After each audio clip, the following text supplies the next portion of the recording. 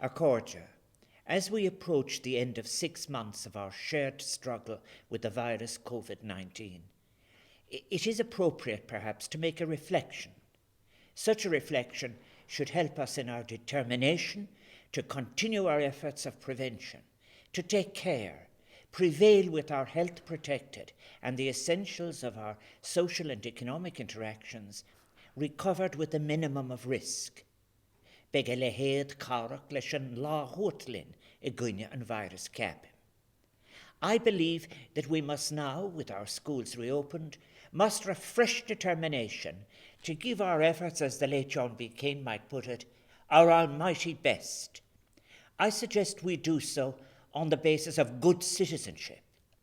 Yes, one's personal health is more secure when there is a good following of the public health advice. But making the effort is an achievement that goes beyond the self in the protection of others. Following the guidelines and the advice is fundamentally an act of good citizenship. I believe that the principles that might serve as guide in our renewed commitment can be based on some fundamental values that represent the best of ourselves, such as solidarity, care, compassion, and kindness.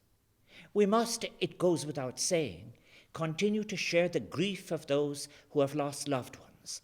We must share, too, the distress of those whose lives and livelihoods have been changed, and address the loneliness being experienced by those who have been cut off from contact with those who previously sustained them. We must acknowledge and address the loss of the social, economic, and recreational practices that were their links to life.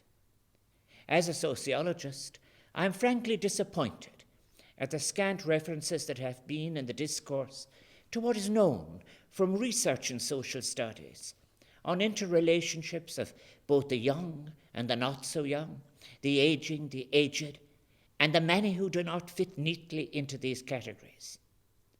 It is that valuable knowledge, for example, in social gerontology, that can enable fine lines as well as broad brushstrokes to be drawn in terms of policy, understanding, and language.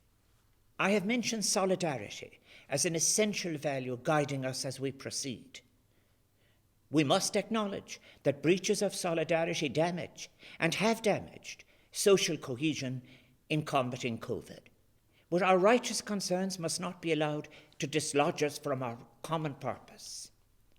That of, by following the advice in relation to public health, which we are determined to do out of good citizenship, we will together suppress the virus. Invoking solidarity requires of us, of course, an understanding of the different kinds of vulnerability that there are, the differences, too, in capacities and circumstances. Understanding this is what enables the fine lines that might accompany the broad brushstrokes of the measures we are taking to be drawn with sensitivity as well as with risk taken into account. I mentioned care. The transition to a post-COVID economy must be to an economy and society that has care as a central purpose. Care means we need to accept that in their implementation, all of the necessary proposals will fall on those of different capacities and resources. Compassion, I suggest, must be discernible in language as well as actions. The significance of small, low-risk gestures and processes that are part of the interactions of living for those in different categories needs to be recognized and respected. For example, intimacies in the process of grieving or healing. Our citizens must be empowered and encouraged to see themselves strengthened by placing themselves in the space of the vulnerability of each other. Kindness is precious. What we communicate with each other and how must not be in any form of cold language that invokes fear, but rather one that conveys a warmth, one that reflects a shared concern for us all living and working together as citizens, seeking to exercise our responsibilities stretched to the best of our capacity from an ethic of good citizenship.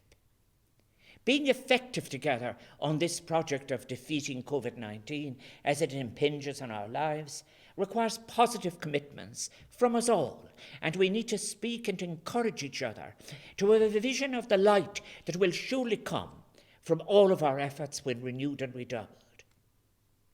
While the rehearsal of Doomsday might have been useful perhaps on occasion in other circumstances, it is insufficient and mostly unhelpful in our present circumstances. Rather, we must encourage each other and draw strength from that. Agus nach bhfuil sé fear, gur bí an gníomhas mó is féidir lena dhéanamh, chun muchas a chur anú le doríirechas den na haibrithe go léir, ag tá ag dul im mhaol arsan, gach lágus gaithithe sna servísí riachcanacha. Ná, ar níireachtaí a bhéadú agus a chreisiú chun an virus a hachant. Let us all agree that the greatest act of appreciation we can show towards all those workers taking risks on our behalf in essential services, day and night, is to redouble our efforts to avoid infection. Let's do that together. Déanaimid sé, míle buchas. Thank you all. Is ber banach.